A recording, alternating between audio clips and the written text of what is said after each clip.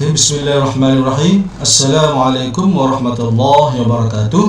Apa khabar semua anak-anak, murid-murid semua? Saya harap kamu bergembira dan sihat sejahtera pada kali ini, pada pagi ini. InsyaAllah kita akan bersama pada pagi ini dalam tajuk Perjanjian Hudaybiyah, Sirah Pendidikan Islam tahun 6, Perjanjian Hudaybiyah. Kamu boleh buka buku teks Islam muka surat 1335. Okey, perhatikan paparan ustaz di sini. Perhatikan dan fikirkan. Kita hari ini ustaz akan cerita tentang latar belakang perjanjian Hudaybiyah. Mesti kamu akan tertanya-tanya, di manakah Hudaybiyah ni ustaz? Hudaybiyah ini terletak di pinggiran kota Mekah dalam ni. Dalam buku teks ni, dalam paparan ustaz ni, Mekah, Hudaybiyah, Madinah. Nabi SAW daripada Madinah melalui Zulhulaifah dan terus ke Hudaybiyah. Jadi sebelum Nabi masuk ke Madinah, Nabi berkumpul bermalam di Hudaybiyah ini. Tengok masjid yang dibina di Hudaybiyah, kawasan Hudaybiyah. Seterusnya di sini ada paparan yang ustaz sertakan di sini, kawasan Hudaybiyah. Macam inilah anak-anak, murid yang ustaz kasihi. Macam inilah. Sekarang pun masih ada lagi ni bangunan ini, binaan ini belum lagi dirobohkan oleh pihak kerajaan Arab Saudi. Ada lagi macam ni. Ni dia. Ini peta, peta supaya kamu dapat gambaran Hudaybiyah ini. Terletaknya Hudaybiyah ini ialah 29 km daripada Mekah. Nabi daripada Madinah pergi masuk Mekah, Nabi berhenti dulu di Hudaybiyah. Itu jaraknya dengan Mekah 29 km. Dan Hudaybiyah ini juga merupakan nama tempat. Satu, yang kedua, dia juga merupakan miqat umrah. Nak pergi umrah, kita boleh berniat ihram bila sampai di Hudaybiyah, kita boleh berniat ihram di Hudaybiyah. Hudaybiyah ni bukan kawasan halal dah, bukan haram, bukan kawasan haram. Jadi tempat niat miqat umrah ni ataupun miqat haji bukannya dalam kawasan haram, mesti di luar kawasan haram, itu kawasan halal. Okey, teruskan. Latar belakang perjanjian Hudaybiyah di antara Rasulullah SAW dan kaum musyrikin Quraisy. Sama saja kalau orang cakap perjanjian Hudaybiyah ini berlaku di antara orang Islam dan musyrikin Quraisy. Betul tu. Rasulullah yang mengetuai perjanjian ini. Jadi kalau Ustaz sini masukkan perjanjian Hudaybiyah berlaku di antara Rasulullah SAW dan musyrikin Quraisy. Apakah faktor yang mendorong Rasulullah SAW dan sahabat nak ke Mekah ni? Apa faktor dia? Rasulullah SAW pada suatu hari, pada suatu malam, baginda SAW telah bermimpi mengunjungi Baitullah, bercukur rambut, mengambil anak kunci Baitullah dan berwukuf di Arafah. Ini mimpi Nabi.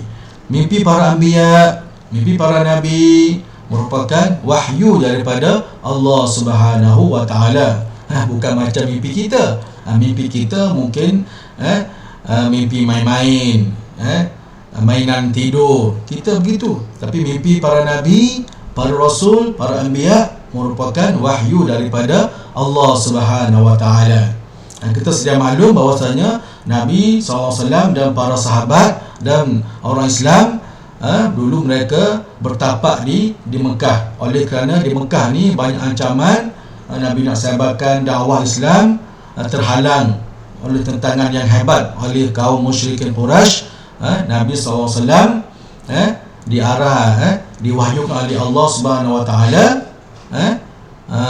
untuk berhijrah ke Madinah. Mereka pergi ke Madinah, para sahabat Nabi, para Nabi SAW dan para sahabat dan yang turut serta dalam penghijrahan itu, mereka hanya pergi sehelai sepinggan. Harta benda semuanya mereka tinggal di Mekah. Jadi bila mereka berada di Madinah, setelah sekian lama mereka di Madinah, lalu mereka rindulah, macam kita lah, rindu kampung halaman, rindu kampung halaman, tempat asal kita akan ingat tempat asal kita di Mekah.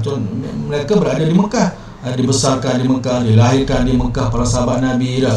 Dan Nabi sendiri pun dilahirkan di Mekah, dibesarkan di Mekah. Sudah pastilah kita akan rindu tempat asal kita.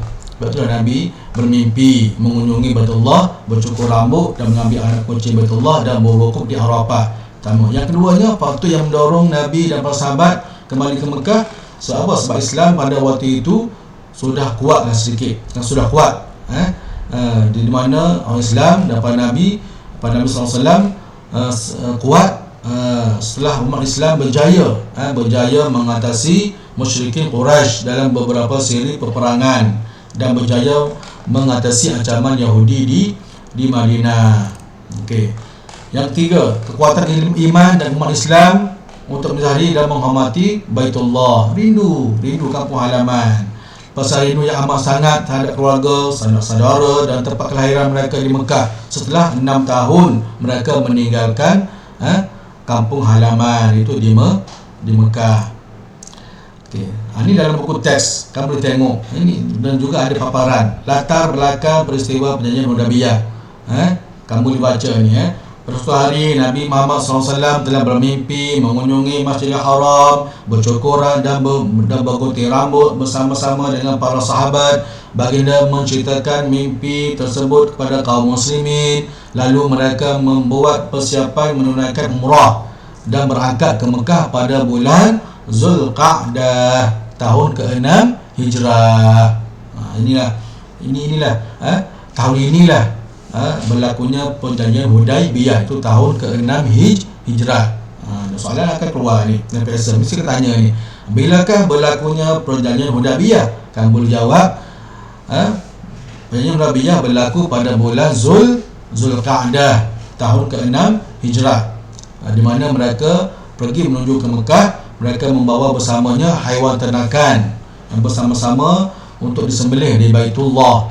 Bilangan mereka seramai 1,400 orang. Bila mereka tiba di Zulhulaifah, Nabi dan kaum muslimin berihram umrah. Zulhulaifah ni merupakan satu miqat untuk miqat umrah. Nabi Muhammad SAW mendapat berita bahawa musyrikin Quraisy di Mekah sedang bersiap sedia untuk memerangi dan menghalang rombongan baginda. Oleh itu, baginda memilih jalan yang jarang dilalui oleh orang ramai untuk sampai ke Mekah.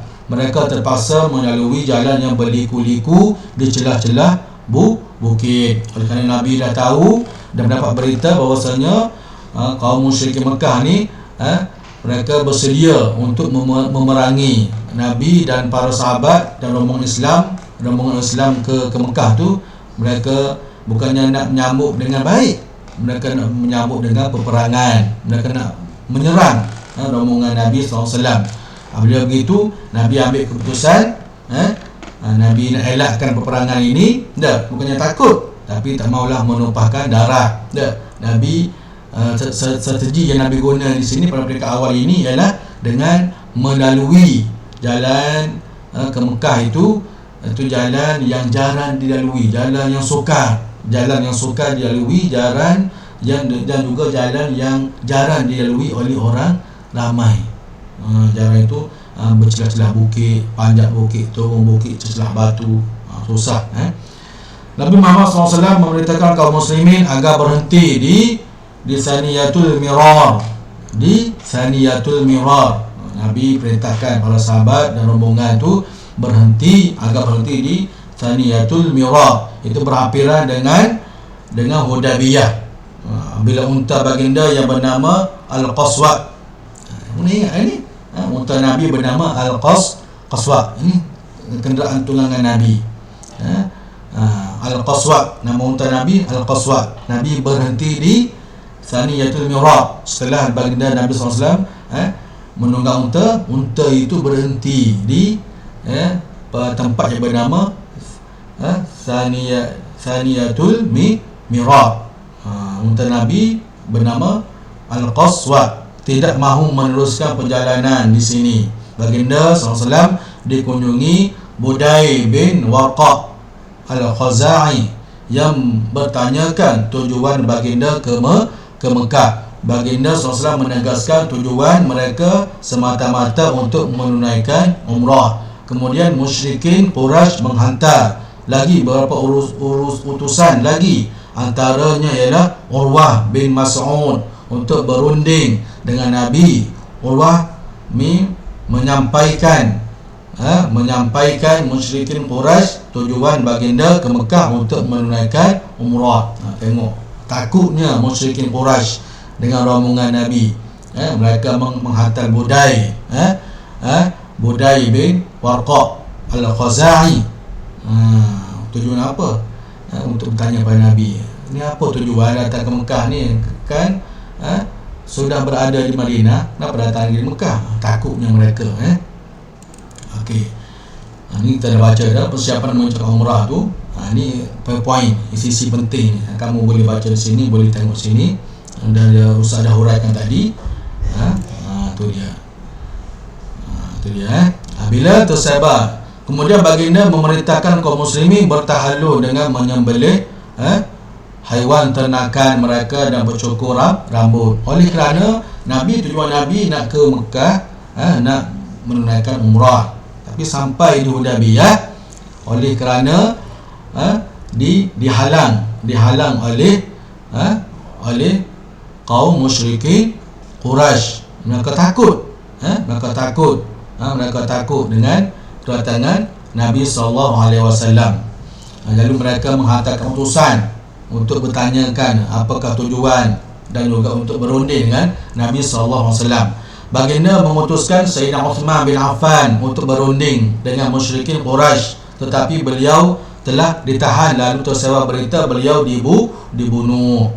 Nabi menghantar utusan, wakil daripada Nabi dan wakil daripada rombongan Islam, iaitu Uthman bin Affan. Sayyidina Uthman bin Affan untuk berunding dengan musyrikin supaya benarkan rombongan Islam ni, rombongan Nabi bersama orang Islam ni masuk ke kota Mekah untuk menunaikan umrah.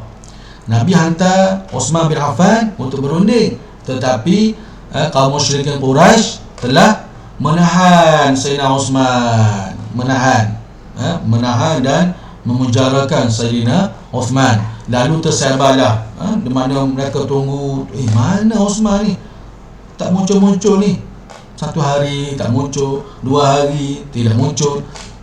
Lalu tersebarlah berita bahawasanya Sayyidina Uthman ni sudah dibunuh oleh kaum musyrikin Quraisy. Bila tersebar berita tentang Bai'atul Ridwan, musyrikin Quraisy berasa gerung dan mahu perjanjian damai dibuat. Oleh kerana orang Islam dah tersebar berita, dapat maklumat bahawasanya Sayyidina Uthman ini dibunuh, lalu mereka pun Islam, rombongan Nabi dan juga para sahabat Nabi SAW telah membuat penyanyian Bai'atul Ridwan. Telah membuat perjanjian Bai'atul Ridwan, iaitu kata itu bagi mempertahankan, menuntut bela di atas kematian Sayyidina Uthman. Bila tersebar berita tentang Bai'atul Ridwan, musyrikin Quraisy berasa gerun dan mahu perjanjian damai ini dibuat. Suhaib bin Amru pula diutuskan oleh mereka untuk berunding dengan kaum muslimin. Maka termeterailah perjanjian Hudaybiyah secara bertulis setelah baginda SAW bersetuju dengan syarat yang dikemukakan. Nabi SAW menyampaikan para sahabat bahawa ini ialah perintah Allah dan Allah tidak akan mempersia-siakan mereka. Lalu apabila diketahui, apabila tersebar berita ini, umat Islam dah buat satu sumpah bai'ah, sumpah setia untuk melancarkan serangan bagi menuntut bela di atas kematian Sayyidina Osman, dan juga bagi mempertahankan kesucian dan maruah umat Islam, iaitu dengan perjanjian Bai'atul Ridwan, sumpah setia Bai'atul Ridwan. Lalu tersebar berita ini, oh, Islam dah buat perjanjian ni, tak boleh ni. Jadi mereka pun takut nak menghadapi umat Islam ini yang penuh dengan membara untuk berjihad, berperang melawan mereka. Lalu mereka pun mengutuskan Suhail bin Amru untuk berunding dengan Nabi. Lalu apabila berlaku macam ni, lalu termeterailah perjanjian Hudaibiyah secara bertulis di antara Nabi SAW dan kaum musyrikin Quraisy. Itu dia. Kemudian baginda memerintahkan kaum muslimin bertahalul dan menyembelih haiwan. Sebab apa ni anak-anak? Sebab apa murid-murid semua? Sebab apa Nabi bertahalul di Hudaibiyah? Sebab Nabi tak boleh nak masuk. Sebab dalam perjanjian itu, dalam perjanjian isi perjanjian Hudaibiyah ini, umat Islam, orang Islam tak boleh masuk ke kota Mekah, tapi dia masuk ke tahun berikutnya. Dan walaupun dah nak sampai ke kota Mekah, hanya lagi tinggal 29, hanya lagi 29 km, tapi Nabi ni orang setia dengan janji. Okey, dalam perjanjian itu Nabi ikut perjanjian itu, Nabi akur dengan perjanjian itu, syarat yang diberikan oleh musyrikin Quraisy. Walaupun padahal Nabi boleh lawan, tapi Nabi nak ajar pada kita supaya apabila kita buat perjanjian, kita kena taat, kita kena ikut, kita kena patuh perjanjian itu. Tak boleh kita nak mengingkari perjanjian, dan itulah dia yang sudah diminterai. Itu Nabi nak bagi contoh pada kita, sunnah pada kita, kena ikut perjanjian ini, kena akur dengan perjanjian, sebab sudah dimeteraikan dah. Jadi apabila begitu, oleh kerana mereka sudah berniat umrah dah, dia dah berniat umrah tapi tak dapat nak berumrah, dia syarat umrah ni kena niat. Apabila niat, kita kena tawaf 7 kali, 7 keliling tawaf. Lepas tawaf kena sa'i. Itu sa'i pada inna safa wal marwah, sa'i daripada bukit Safa ke Marwah 7 kali. Bermula di inna safa, bermula di Safa dan berakhir di Marwah. Apabila habis sa'i 7 kali, kita kena bertahalul, itu dengan bercukur ataupun menggunting rambut, paling kurang 3 helai rambut pun boleh dah. Sebab itulah Nabi memerintahkan kaum muslimin supaya bertahalul di Hudaibiyah pun boleh juga, sebab ada kekangan, sebab ada halangan, boleh kita bertahalul. Sebab itulah mereka pergi ke Mekah tu, sahabat Nabi, rombongan Islam pergi ke Mekah tu, mereka membawa binatang ternakan. Untuk buat apa? Untuk buat apa? Bertahalul. Kena bayar dam lah. Kena bayar dam. Sebab tahalul tidak dapat melaksanakan rukun umrah, syarat umrah tak dapat nak laksanakan. Jadi apabila begitu mereka bertahalul ihram, mereka bertahalul, jadi mereka pun kena sembelih binatang ternakan. Bukannya nak bagi pada Kaabah dah, nak bagi pada orang fakir miskin dah. Tu untuk makan bersama. Mereka pun menyembelih haiwan ternakan mereka dan mencukur rambut. Para sahabat yang sedang berduka cita kerana hasrat mereka untuk masuk ke Mekah dihalang musyrikin Quraisy, hanya berdiam diri. Akhirnya isteri baginda yang bernama Ummu Salamah mencadangkan agar baginda melakukan tahallul terlebih dahulu. Apabila kaum muslimin melihat baginda bertahlul, maka mereka pun ikut bertahlul. Ya, sudah ada pada peringkat awalnya para sahabat ni, kaum muslimin ni berduka cita tak boleh masuk Mekah. tak boleh tengok kampung halaman, tak boleh tengok sanak saudara.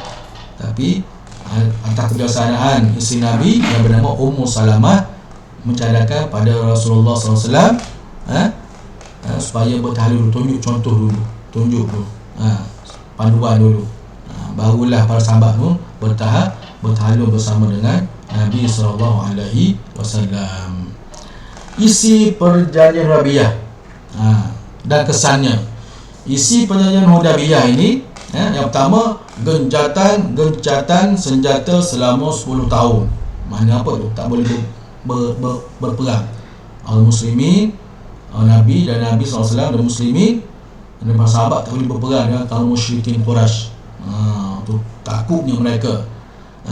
Pertumpahan kesannya, pertumpahan darah dapat dielakkan dan penyebaran dakwah dapat dilakukan secara terang-terangan tanpa halangan. Bagus juga. Walaupun tak boleh perang, jadi kalau kami nak sampaikan dakwah, kamu jangan serahlah kami. Bijak Nabi.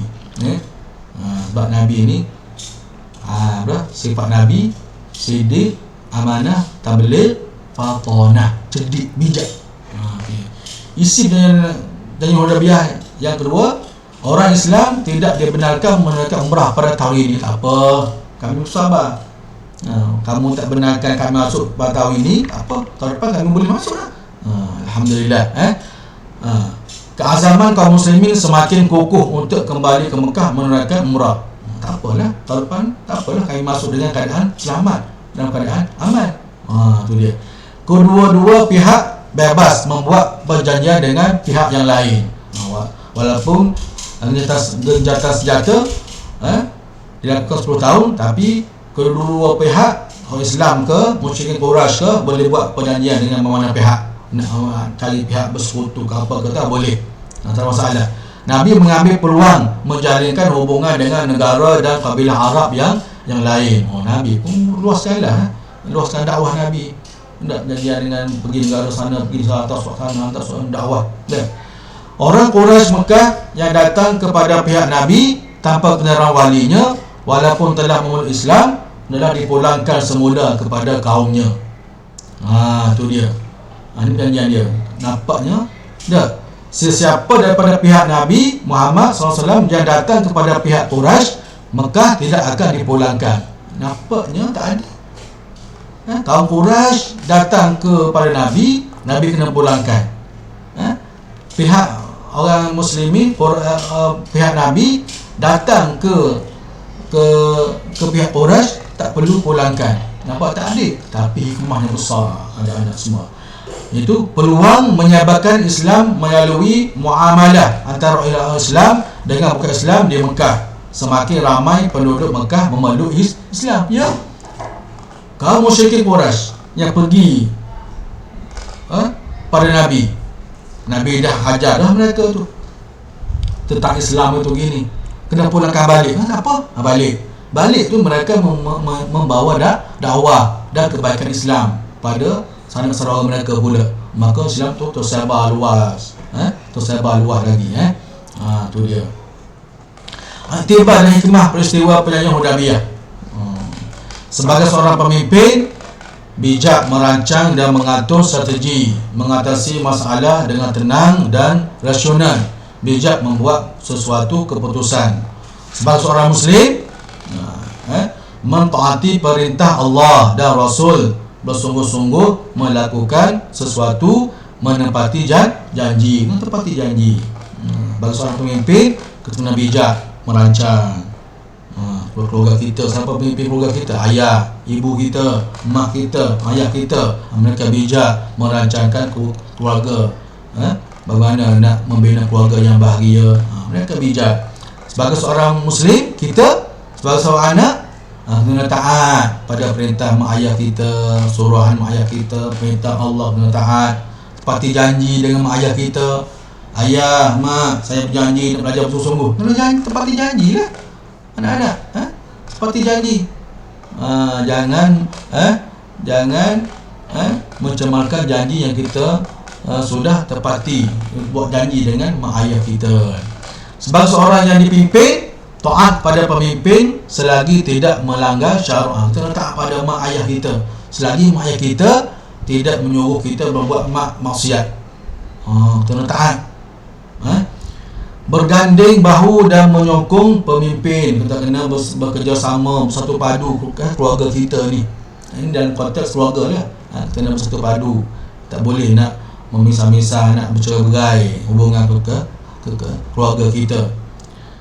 Mengamalkan toleransi, toleransi asuh, tolong menolong, asuh, bertolak ansur. Inilah yang dapat Ustaz sampaikan.